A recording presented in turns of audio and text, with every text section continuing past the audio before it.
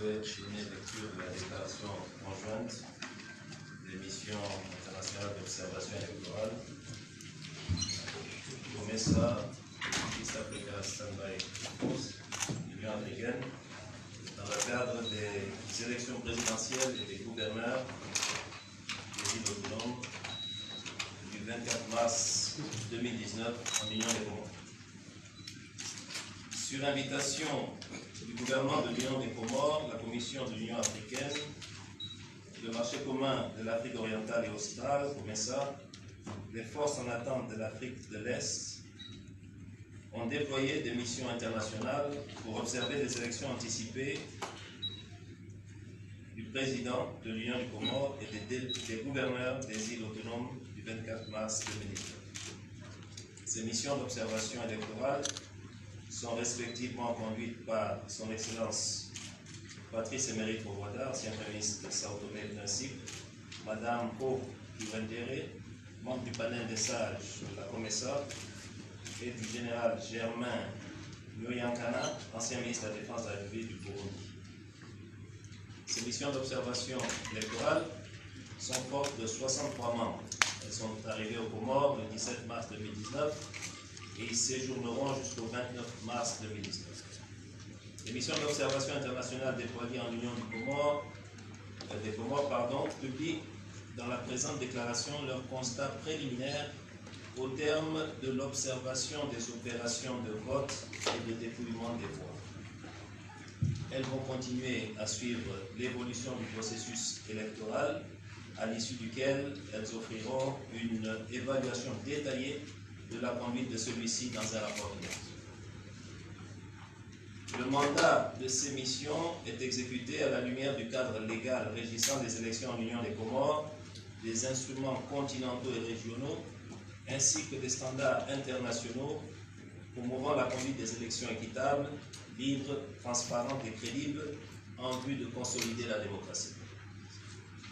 Dans le cadre de cette évaluation, les missions d'observation électorale se sont entretenues avec les autorités institutionnelles du pays, ainsi que les principales parties prenantes au processus électoral, notamment le ministre de l'Intérieur, le secrétaire d'État chargé de la coopération internationale assurant l'intérim du ministre des Affaires étrangères, le président de la Commission électorale nationale indépendante, la CENI, l'Alliance de la mouvance présidentielle, l'Union des candidats de l'opposition, les ambassadeurs africains accrédités en Union des Comores et les organisations de la société civile comorienne.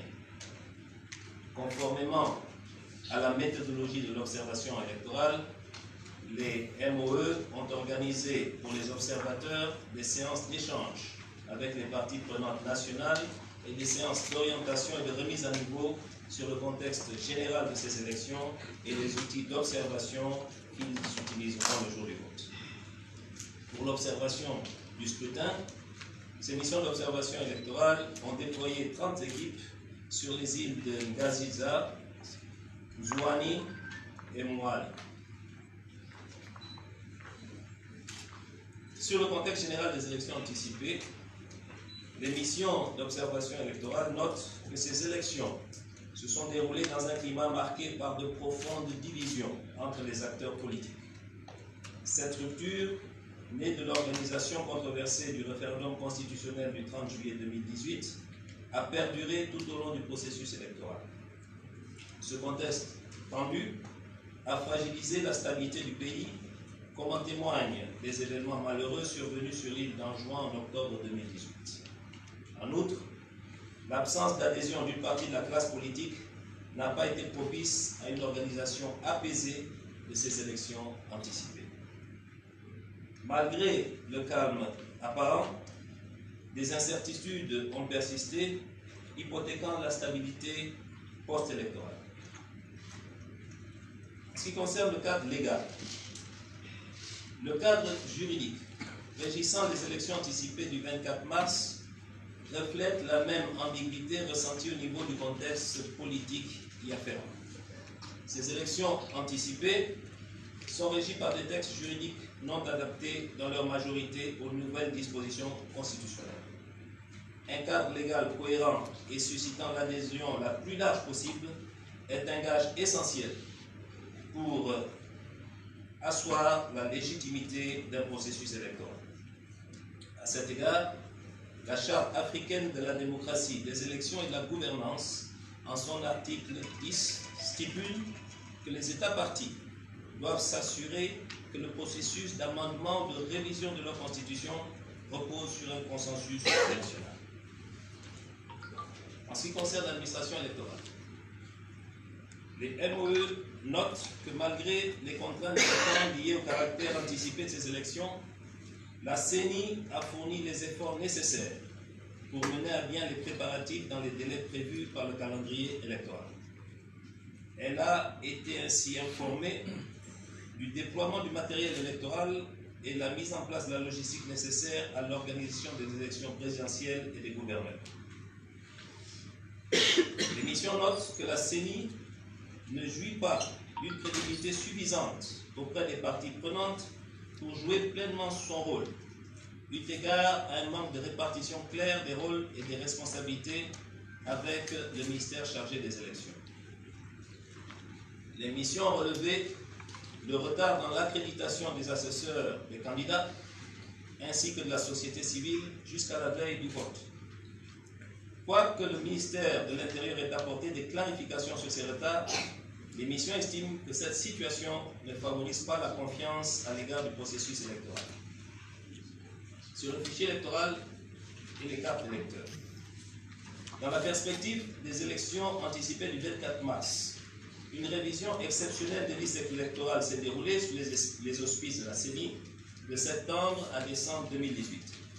Cette opération a permis l'enrôlement de 7 305 nouveaux électeurs, portant à 309 137 le nombre d'électeurs inscrits sur les listes électorales contre 301 006 en 2016. Les missions d'observation électorale notent avec regret le faible taux de progression du nombre d'électeurs inscrits sur les listes électorales, avec une hausse seulement de 2,7% entre le fichier électoral utilisé lors des élections de 2016 et celui de 2019. L'inscription la plus large possible sur les listes électorales constitue une garantie du droit de tout citoyen de participer pleinement au processus électoral de son pays, consacré par la Constitution de l'Union des Comores et par les différents instruments de l'Union africaine, dont la déclaration OUA de 2002 sur les principes régissant les élections démocratiques en Afrique. Cependant, l'émission loue l'affichage d'une copie des listes électorales à l'extérieur des bureaux de vote qui a facilité l'identification et l'orientation des électeurs avant qu'ils ne se présentent pour voter. Sur l'éducation et la sensibilisation électorale.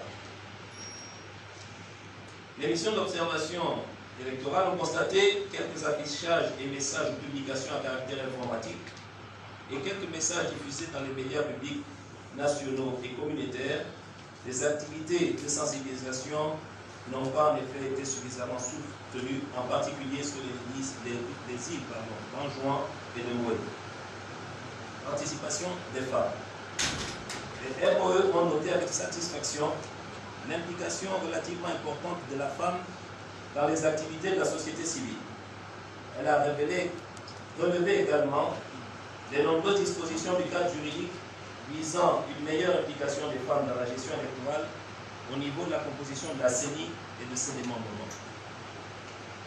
En dépit de ces efforts louables, la mission a noté que la participation politique de la femme comorienne reste résiduelle. Bien que des dispositions légales aient été adoptées pour réaliser une plus grande présence des femmes dans les élections des conseils communaux, rien n'était fait au niveau des élections présidentielles et des gouverneurs. En effet, pour les élections en cours, on ne compte qu'une seule femme candidate pour les élections des gouverneurs des îles et aucune candidature féminine n'a été enregistrée pour l'élection présidentielle. Ce qui concerne la campagne électorale. La campagne électorale s'est déroulée dans une atmosphère tendue et marquée par des discours violents de la part des candidats. Les missions d'observation ont constaté que les candidats ne disposaient pas des mêmes moyens financiers, l'absence de contrôle et de limitation des dépenses de campagne crée un déséquilibre entre les candidats en violation du principe d'équité promues par les différents instruments internationaux. Les missions d'observation ont également constaté que la liberté d'expression était globalement garantie pour tous les candidats pendant cette campagne.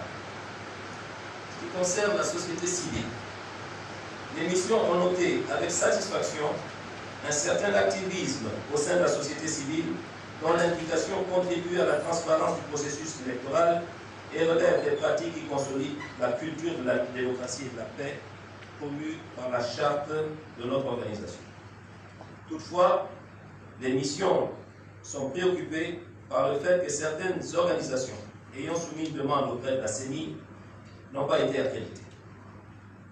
Ce qui concerne les médias, la Constitution comorienne reconnaît les principes des droits fondamentaux consacrés par la Déclaration universelle des droits de l'homme, dont la liberté de la presse, la liberté de mouvement et le droit à l'information. Ainsi, la décision de limiter les heures de couverture des journalistes et la fermeture de quelques stations de radio portent atteinte à ces principes. Malgré l'existence d'un cadre de régulation des médias à travers le Conseil national de la presse et de l'audiovisuel, dans la pratique, le rôle de ce dernier, en période électorale, ne semble pas suffisamment effectif pour assurer l'égal accès de tous les candidats aux médias. Observation du jour du scrutin. Les missions d'observation électorale présentent dans les lignes qui suivent ces constats sur le déroulement de ce scrutin.